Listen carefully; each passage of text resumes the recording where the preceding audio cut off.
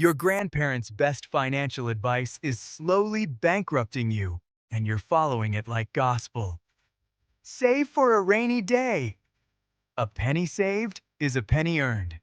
Sounds wise, sounds responsible, sounds exactly like the kind of thinking that keeps ordinary people ordinary for their entire lives.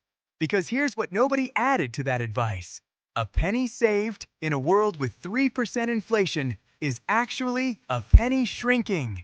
Every single year, you have been handed a map that leads to the middle, and you've been following it perfectly. The saving mentality is built on fear. Fear of risk, fear of loss, fear of the unknown, and fear, when it drives your financial decisions, will always choose comfort over growth. It will always choose the illusion of safety over the reality of opportunity. You keep money in a savings account, not because it's a strategy, but because losing it terrifies you more than never growing it does. That right there is the psychology that separates people who accumulate wealth from people who accumulate security that eventually runs out. Let's get into the real story, not theory. Real decisions made by real people who understood this at a level most never reach. In 1999, Elon Musk sold his first company, Zip2, for over $300 million. His personal cut was $22 million. Most people in that position would have banked it, diversified, played it safe. Musk took nearly everything and put it into his next venture, X.com, which became PayPal.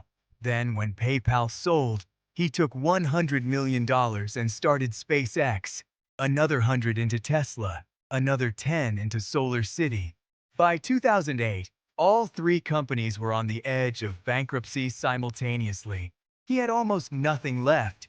He said in interviews he was borrowing money from friends just to pay rent. He didn't save his way to the top. He bet everything, repeatedly, on his own vision. That's not recklessness.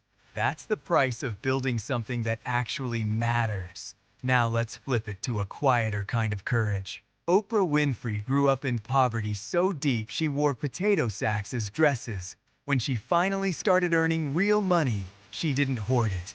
She poured it into her production company, Harpo Productions, in 1986, taking full ownership of her show at a time when black women simply did not own their platforms.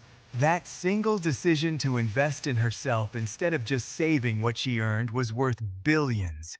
Not the talent alone, the investment. Stop in the comments for 1 second. What's the last thing you invested in?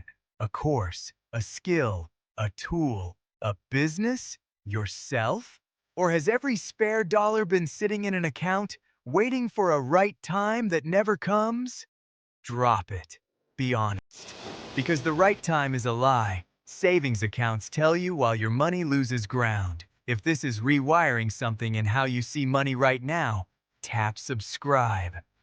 Every week I come back with content that cuts through the noise. No recycled tips, no fluff, just the real mechanics. Here's the shift you actually need to make. Move your thinking from saving a percentage of income to building multiple sources of income. One stream of money is fragile. Two is stable. Three or more is what? Freedom. Savers protect one stream. Investors build many. The goal was never to keep what you earn. The goal is to make what you keep multiply. Learn one new income skill this year. 1. A skill that earns. Not a hobby, not entertainment, something that compounds. Copywriting, trading, real estate fundamentals, coding, sales. 1 year of intentional skill building will do more for your future than a decade of careful saving. If someone you love is stuck in the saving trap, grinding away and wondering why the numbers never feel like enough, share this video today. That conversation could change the trajectory of their entire financial life. That's how we grow together. Your money has been patient long enough. Now it's time to put it to work.